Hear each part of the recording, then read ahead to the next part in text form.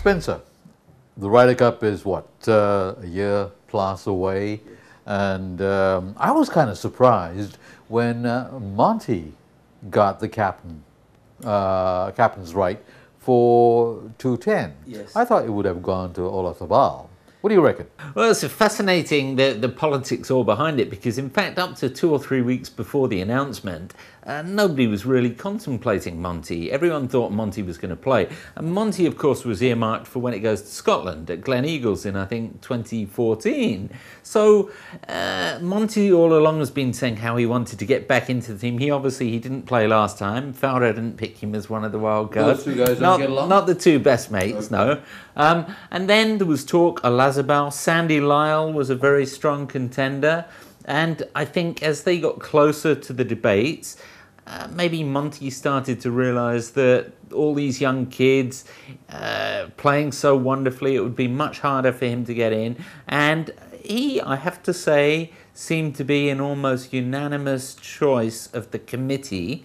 And whether you like him or hate him, I don't think there's any doubt he's going to be a wonderful captain of the European team, and particularly having lost last year after the great run of success.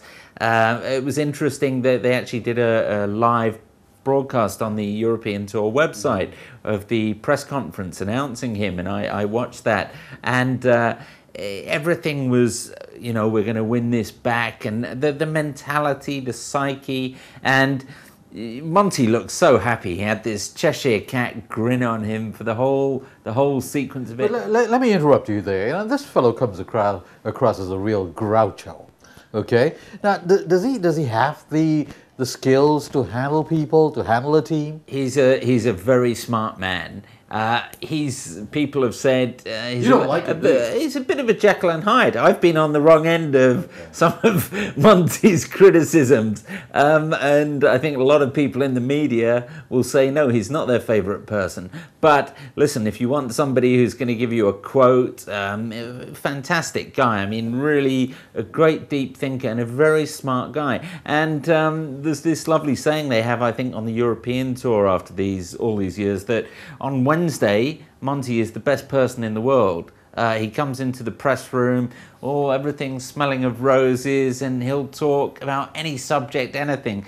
And it's unfortunately Thursday when the tournament starts, if he has a bad round, bogeys the final hole, he comes in and he can be very, very awkward. But listen, don't anyone out there underestimate him. A great people person. Hey, you're being objective, aren't you? No, look, absolutely. I've said I've been on both sides of Monty, so I can speak with a bit of experience there. But look, the players respect him. Wonderful achievements. I think 7 Order of Merit.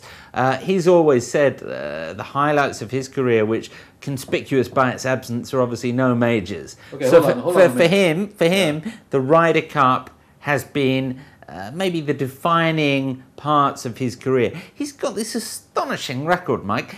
He's never lost a singles game. Okay, agreed. But the Europeans have not really been having too much of luck. Huh? Defeat in the United States and the Ryder Cup, and then Olazabal led Europe to another defeat against Team Asia at the Royal Trophy. Do you reckon that the European psyche needs a kick up the butt? No, I don't think so. I think it's a bit of a changing of the guard. And look, everyone said with Faldo, everyone held in awe. 6-time major winner, the greatest player the European Tour's produced in terms of the number of majors in 30, 40 years. And the problem, I think, with Faldo's captaincy was that he was based in the US. He stopped playing, so he was very distant from the players. So while there was the element of respect, there was also, I think, something missing. And Faldo, as you know, has been accused occasionally of not being the greatest communicator. Monty, the great thing is he's still playing, still very active, and still playing very, very well.